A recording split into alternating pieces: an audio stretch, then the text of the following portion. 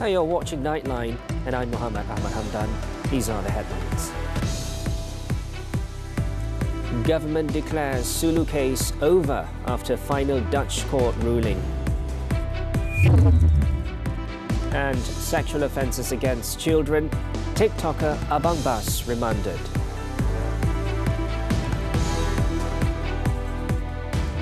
Good morning. Malaysia has obtained a final landmark victory at the Netherlands Supreme Court, which dismissed the appeal filed by the self-proclaimed descendants of the Sulu Sultanate, who are pursuing a claim for almost $15 billion, or about 70 billion ringgit. The good news was announced by Minister in the Prime Minister's Department for Law and Institutional Reform, Datuk Sri Azalina Othman Said, in a Facebook post on Friday. According to Azalina, the Dutch Supreme Court's decision, which is final and authoritative, brings an end to the Sulu claimants' attempts to enforce their illegitimate claims against Malaysia in the Netherlands. The claimants had sought to enforce a purported final award of $14.9 billion in damages to the Sulu heirs granted by an arbitration court in Paris on February 28, 2022. The minister added that the decision also endorsed the ruling of the Hague Court of Appeal of June 27 last year, which upheld Malaysia's challenge against the Sulu claimants' application in the Netherlands to recognise and enforce the purported final award. Previously, 8 citizens of the Philippines, allegedly heirs of the defunct Sulu Sultanate, filed for arbitration proceedings in Spain to seek billions of US dollars from Malaysia over Sabah. However, Malaysia had successfully secured decisive victories in the long-running dispute as a result of favourable court rulings in Luxembourg, the Netherlands, France as well as Spain. The intergovernmental organisation BRICS is an important tool for reducing the dependence of countries on the US dollar. Prime Minister Datuk Sri Anwar Ibrahim, in an interview with Russian media outlets RIA Novosti and RT, stated that the use of local currencies is being implemented with China and Indonesia, as well as to a certain extent with Thailand, and is now under discussion with India. Speaking on the sidelines of the Eastern Economic Forum EEF 2024, Anwar said that while there is still dependence on the US dollar, this measure at least reduces its impact. In the same interview, he emphasized the importance of strengthening cooperation among countries in the global south and mitigating pressure from wealthy industrial nations. Anwar also expressed his appreciation to Russian President Vladimir Putin for officially inviting him to attend the upcoming BRICS summit in Kazan next month. Established in 2009, the Russia-led grouping also includes Brazil, India, China, South Africa, Iran, Egypt, Ethiopia and the United Arab Emirates. Together, BRICS members represent 26.2% of the world's gross domestic product GDP, nearly equal to the economic strength of the G7 group. In July, Anwar stated that Malaysia has sent a letter of application to join the grouping of emerging economies to Russia. He said Malaysia's participation in BRICS will pave the way to greater economic opportunities, which will benefit the country and its people. How does US-based Amazon's 29.2 billion ringgit investment through AWS showcase Malaysia's appeal to global tech giants? How could these elevate Malaysia's position in Southeast Asia's digital economy? What new opportunities will this create for Malaysians? Money Matters with AWS Malaysia Country Manager Peter Murray this Saturday at 5 p.m. on TV3 and stream on Tonton. A TikTok famous school bus driver has been remanded for 5 days for allegedly recording videos of primary school pupils and uploading them on the popular video sharing platform. The remand order was issued by Batu Pahat Magistrate Suhaila Safiuddin on Friday to facilitate police investigations into the case. The 24-year-old suspect, known as Abang Bas on TikTok, was nabbed in Simpang Renggam by police personnel from the Kluang Police Headquarters at 2:57 a.m. A mobile phone believed to have been used to upload the videos in question was also seized. The pre-dawn arrest came after a police report was lodged against the suspect over his actions in the videos, which were deemed inappropriate. The suspect had even allegedly claimed that one of the schoolgirls in the videos was his ideal crush. The issue became heated on social media on Thursday after many criticized his comments as it bordered on sexual harassment against children. Women, Family and Community Development Minister Datuk Sri Nancy Shukri called the behaviour unacceptable and urged the police to investigate the matter. The now deleted TikTok account, which mainly featured videos of schoolgirls, had more than 600,000 followers, and the videos had received 10.5 million likes. Johor Police Chief M. Kumar said the case will be investigated under the Sexual Offences Against Children Act and Child Act. He also urged the parents of the children featured in the TikTok videos to come forward and assist in investigations. Meanwhile, Communications Minister Fahmi Fadil, when commenting on the matter, has expressed deep concern over how the TikTok account operated by the school bus driver was allowed to remain active for an extended period.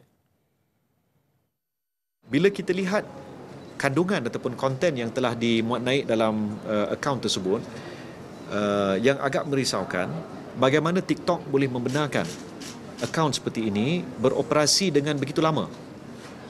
Tambahan, saya risau bila saya meneliti komen-komen dalam konten tersebut yang juga membayangkan masalah apa yang disebut sebagai purveyor of certain criminal activity. Fahmi added that the Malaysian Communications and Multimedia Commission (MCMC) would collaborate with the police's Sexual, Women and Child Investigation Division D11 to identify other offenders associated with the bus driver's viral video. The minister has also been in contact with TikTok, saying that the video sharing platform is cooperating well with police. Fahmi also said that he would speak to Education Minister Fadlina Siddiq to remind teachers not to display or share videos or images of children. The investigation into YTL Communications Sdn Berhad over the One Bestari Net project worth 4 billion ringgit is being conducted in a transparent, fair and professional manner without any external interference. The Malaysian Anti-Corruption Commission (MACC) stressed that the probe was initiated following fresh complaints of alleged corruption, misappropriation and abuse of power. In a statement on Friday, the MACC said that the investigation is also based on new information from the report by the Committee on Governance, Procurement and Finance Investigation, which was released in August, as well as the finding by the Public Accounts Committee (PAC). Responding to claims by certain parties questioning the timing of the probe, the anti-graft agency stated that these two reports highlighted several weaknesses, including incomplete broadband coverage, inadequate infrastructure, and complaints from some groups about slow connectivity. The MACC also said that the question of why the agency is probing the matter now, despite the project ending in 2019, does not arise, as it is their responsibility to investigate upon receiving new information, especially when it involves government funds. As such, the MACC urged the public to refrain from speculating about the probe, adding that it will not compromise on corruption, misappropriation or abuse of power.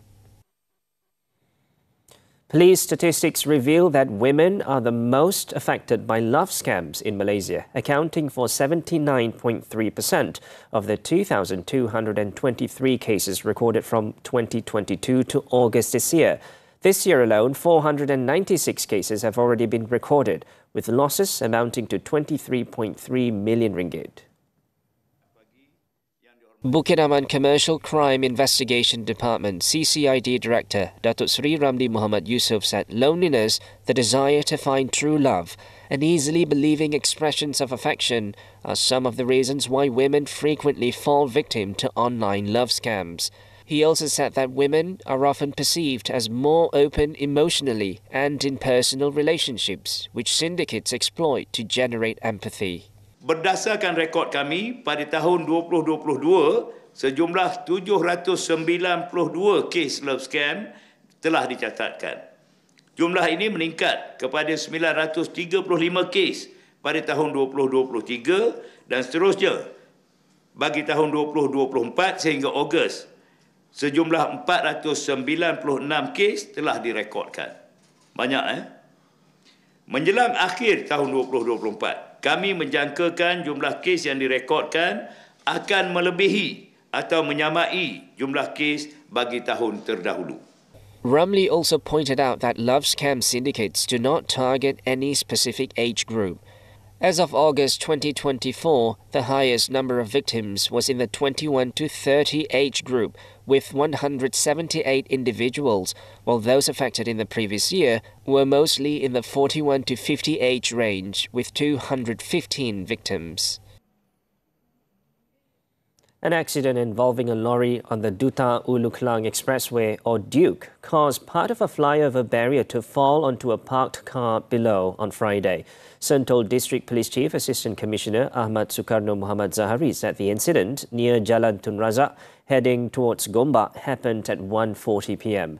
The lorry reportedly lost control and crashed into the barrier, causing it to fall and hit a parked car underneath the flyover. No injuries were reported as the car was unoccupied at the time of the incident.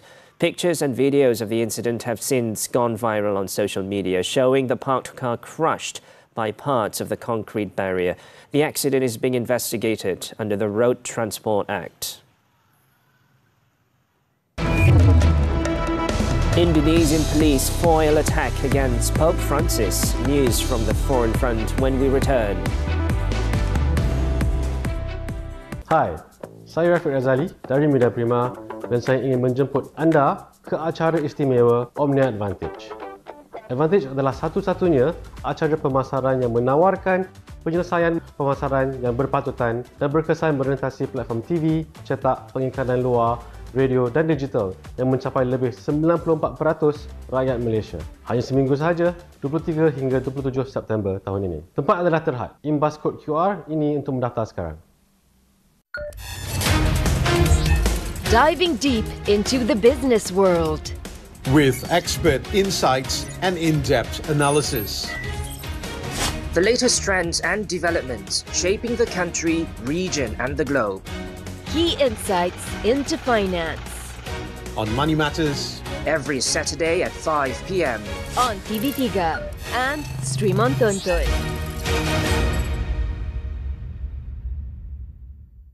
Onto the foreign front. The Indonesian police on Friday have detained 7 people in a failed plot to attack Pope Francis, who wrapped up the first leg of his 12-day Asia-Pacific tour in the archipelago. According to Indonesia's National Police Anti-Terrorism Squad, the suspects were detained in Jakarta, in the cities of Bogor and Bekasi, West Sumatra Province and Bangka Belitung Islands Province. They are accused of posting statements and images online that threaten bomb attacks on the Pope's public meetings in Jakarta. Authorities, however, said investigations are still ongoing and it has not yet been established whether the 7 detainees know each other or are members of the same terror cell. Super Typhoon Yagi has made landfall on the Chinese island province of Hainan on Friday after more than 400,000 people were forced to evacuate.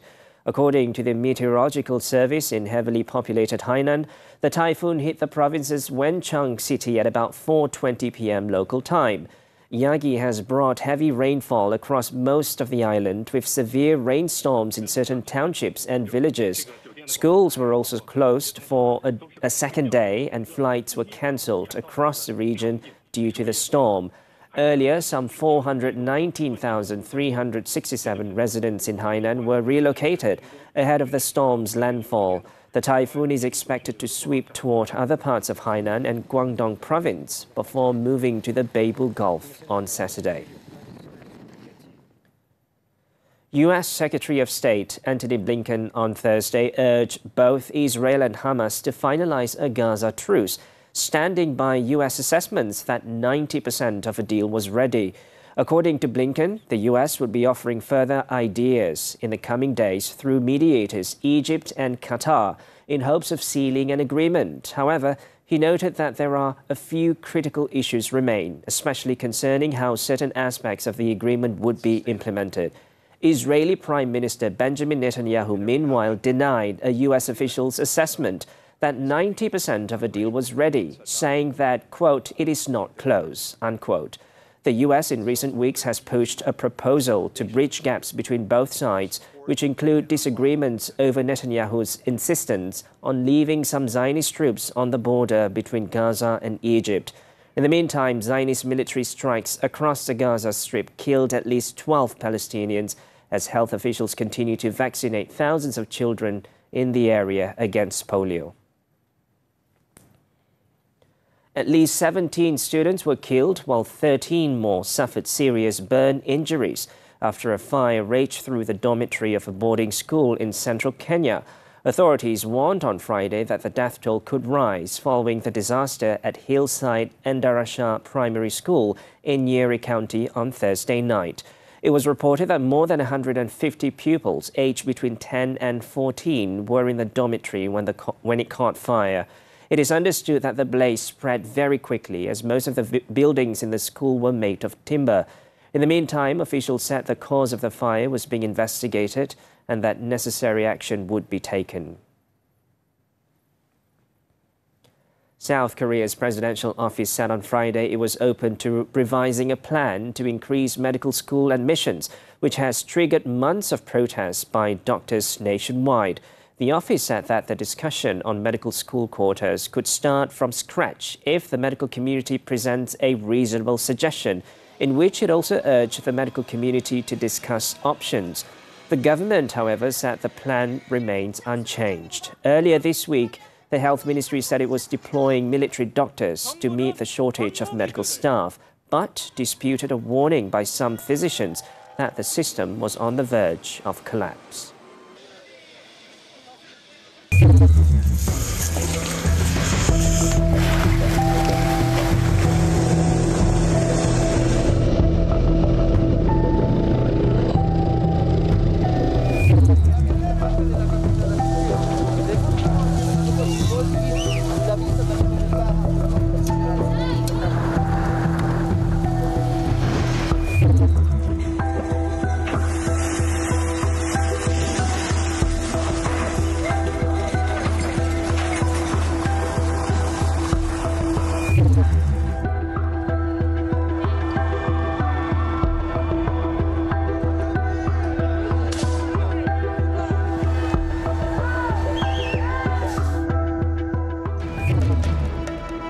Bonnie makes Malaysia proud again. Sports after this breather. Terbaru ditonton. Nenek sakit apa, Mak? Macam ada satu sumpahan dari saka perawan. Hai, isteri. Padalah. Dan sanggup tu, Nenek. Saya boleh bantu. Dia tu penunggang agama.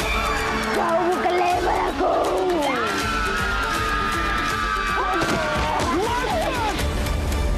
Muat turun dan layan tonton sekarang. Semua favourite anda di sini. Tunggu apa lagi tu? Undian ABPBH 36 dah bermula sehingga 30 September 2024. Undi siapa paling popular di www.abpbh.com.my atau imbas kod QR sekarang. Nak undi pukal? Langgan je banyak-banyak akhbar digital dan naskah fizikal berita harian. Anugerah bintang popular berita harian 36. Teguh kita bersama. Sports now, the 2024 Paris Paralympics. Reigning Paralympic and world champion para-powerlifter Bonnie Bunyao-Gustin cemented his status as the world's best in the men's up to 72 kilograms category by successfully defending his gold medal on Friday.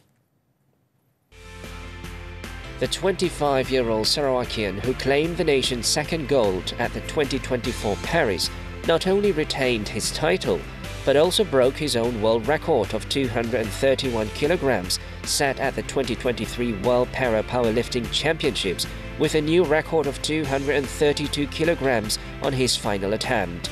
The 232 kilograms lift also set a new games record for Bonnie, surpassing his previous mark of 228 kilograms set at the 2020 Tokyo edition. China's Hu Peng took silver with 214 kilograms, while Donato Telescar of Italy claimed bronze with 213 kilograms. In the swimming action, Muhammad Iman Aiman Muhammad Rizwan's debut at the Paralympic Games ended in disappointment after being eliminated in the men's 100 meters backstroke as 14 heats. Competing in the third heat, Iman clocked a time of 1 minute 4.38 seconds, placing last in his heat and overall from all three heats. Earlier national paracyclist Nur Azlia Shafinas Muhammad Zais and her pilot Nurul Shuhada were unable to secure a medal after finishing in 8th place in the women's B road race final. Turning to tennis, the 2024 US Open, Jessica Pegula set up a final clash with Aryna Sabalenka after defeating Karolina Muchova in a 3-set battle in their last 4 tie. Muchova had a better start.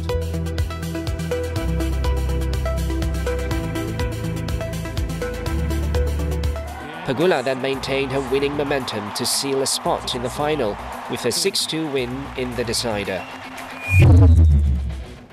Waiting for Pegula is Sabalenka. The second seed clinched a 6-3, 7-6 victory over 13-seeded Emma Navarro to move to just 1 win away from becoming the first woman to win both hard-court Grand Slam titles in the same year since Angelique Kerber won the Australian Open and US Open in 2016. Sabalenka won her second straight Australian Open title earlier this year.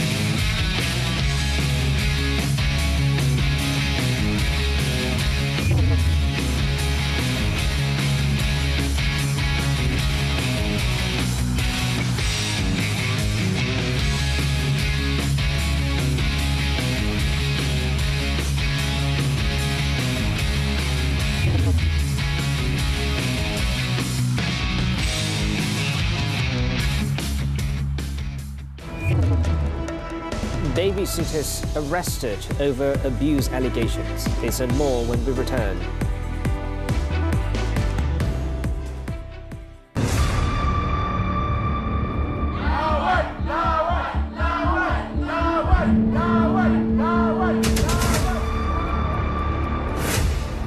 Gua nasi lemak. Budak-budak panggil gua Cik Mak. Dah ready semua? Mula! Tapi perlu kita bergaduh macam ni. Jangan banyak cakap.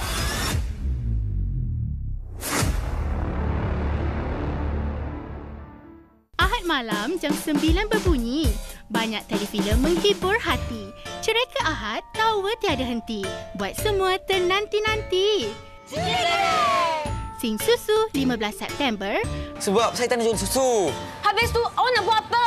Saya nak jadi pemain bola. Balik kampung tak lonely lagi 29 September. Duduk diam-diam dan jangan ganggu aku lagi. Ahad malam tidak lagi sepi di Cerita Ahad TV3 dan stream sekarang melalui Tonton. Welcome back. In Terengganu, police have arrested 2 babysitters suspected of abusing 2 siblings, aged 1 and 3, at a nursery in Kampung Raja Besut. According to District Police Chief Superintendent Abdul Razak Muhammad, both suspects, aged 26 and 50, were detained after a report was lodged by the victim's mother at 7 p.m. on Thursday. In a statement on Friday, Abdul Razak said that the mother found out about the incident and lodged a report after someone showed her a video of the alleged abuse, which had gone viral on social media. Initial investigation revealed that the 3-year-old boy had a slight swelling on his forehead, while his 1-year-old sister had a pinch mark. Abdul Razak added that the 2 suspects will be brought to the Besut Magistrates Court on Saturday for a remand application. The case is being investigated under the Child Act, which provides a maximum fine of 50,000 ringgit and imprisonment of up to 20 years or both upon conviction.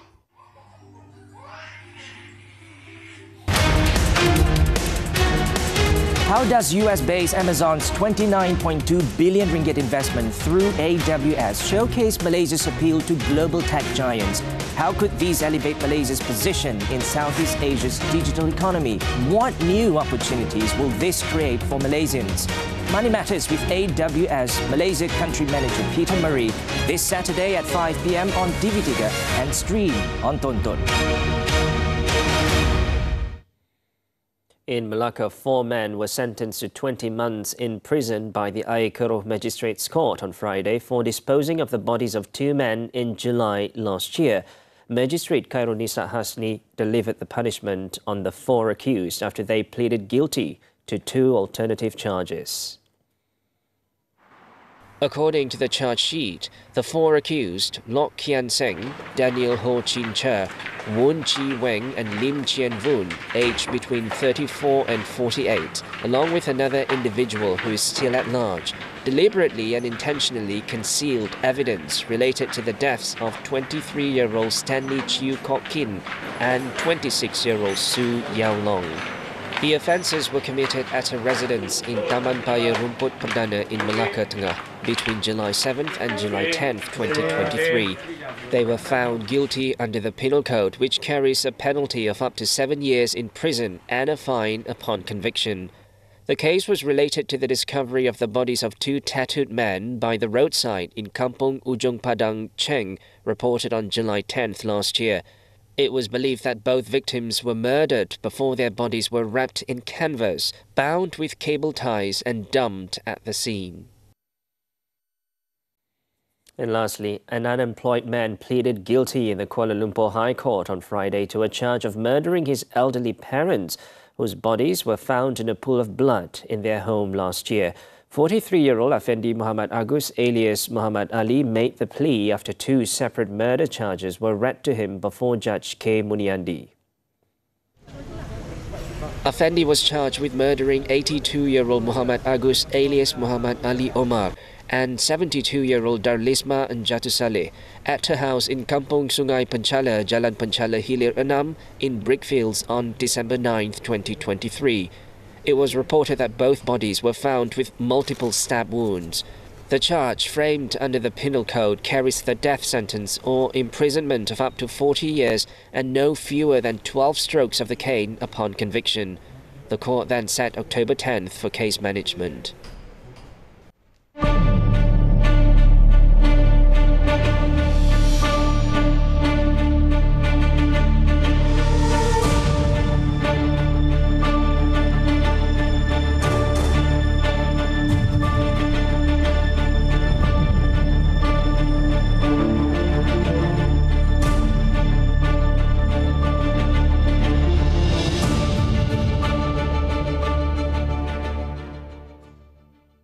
And that wraps up this edition of Nightline. We leave you with visuals of Gerger, a giant panda who celebrated her 21st birthday with a palace-themed party at Tianjin Zoo in North China's Tianjin municipality. You've been with me, Muhammed and Hamdan, for the past half an hour. Thank you and take care.